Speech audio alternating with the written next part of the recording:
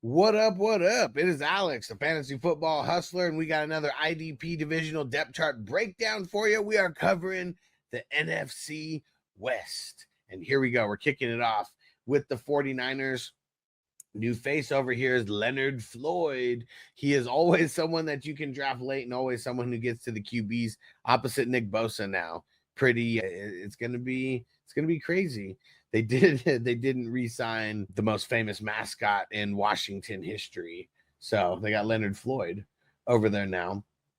The guy who I'm a little nervous about is Dre Greenlaw because he got hurt and tore the Achilles like way late in the season. I think people just draft him a little bit too early for me, so I'm going to avoid Dre Greenlaw unless I get him like for free pretty much. But Fred Warner, someone who you must pay up for, and he's worth paying up for. Fred Warner, hell yeah, he's going to be drafted as top 6, top 7, I would say, unless your league doesn't know what they're doing. Last year, it was just an insane year for him. Devondre Campbell, that's an old face, new place. I don't know. I'm assuming because Dre Greenlaw probably not even going to be playing like at the beginning. I'm assuming that Devondre Campbell is going to be the one on alongside Fred Warner getting a whole bunch of snaps in the beginning of the season. But let's see. I don't know how it's going to translate for the entire season. Now, the DBs always getting a lot of love for Hufanga and Jair Brown. You're pretty much able to get for free. I do like, where he's playing. I like the opportunity that he has, but I'm not paying up for him. I want to get him late, if at all. And Hufanga, he's going a little bit too early for me. Maybe it's just in the best ball list. Let's see how he goes when it comes to redraft. But he's someone who I don't know if he's going to be starting from the beginning of the year. How's the injury going to mess him up this year? So he's just someone I'm avoiding as well. But Diamador Lenore, their nickelback, that's another DB who you could get. More of a dynasty guy, I feel, or if you're playing a real deep IDP. But he's always knocking down like 10 points, it seems like, in IDP 1, 2, 3. So he's someone that I would target as a bench player in dynasty, or maybe if it's a real deep IDP roster in redraft. All right, and that's all I got to say about the San Francisco 49ers. And one player that I forgot to mention is Rock Ya-Sin, who came over here, one of the cornerbacks. And they always use a bunch of cornerbacks. So I'm just saying, put him on your watch list. You're not going to be drafting him, but just get him on your radar because he's a guy, when he plays, he's usually getting a lot of tackles. Let's move over to the second team. We're going with the Seattle Seahawks.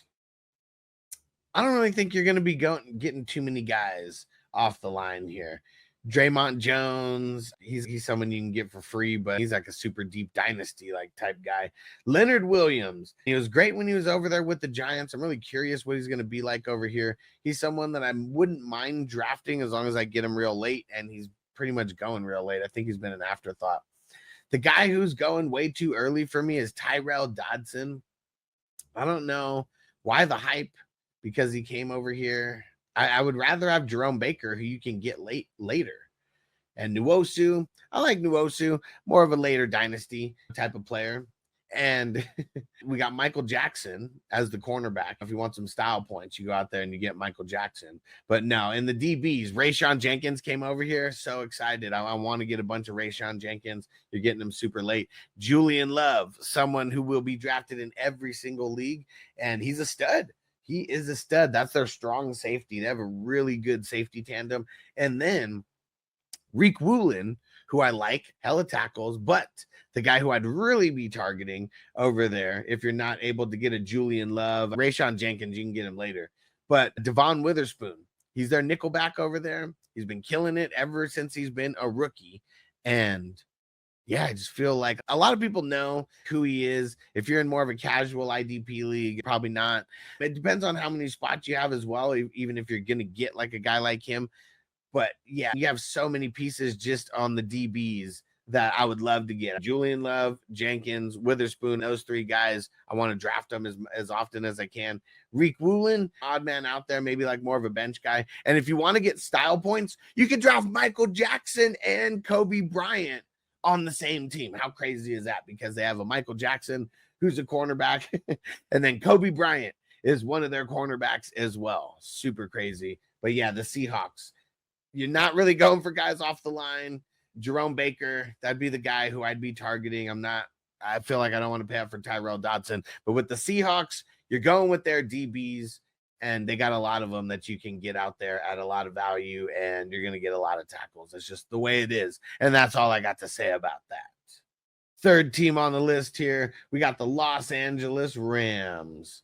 And there's no Aaron Donald anymore. And there's nobody on this line who I want to roster. Maybe Kobe Turner, but probably not. It is going to be the linebackers where you're going to want to get some action going over here. Ernest Jones. I mean, that's the guy who I'm going to be wanting out of everybody. And he's the guy who goes really high as well. So you want him, you're probably going to have to pay up. Byron Young. I don't even know about Christian Rosenboom. Like, those are guys. Byron Young, we know what he's about. He's going to be not too consistent.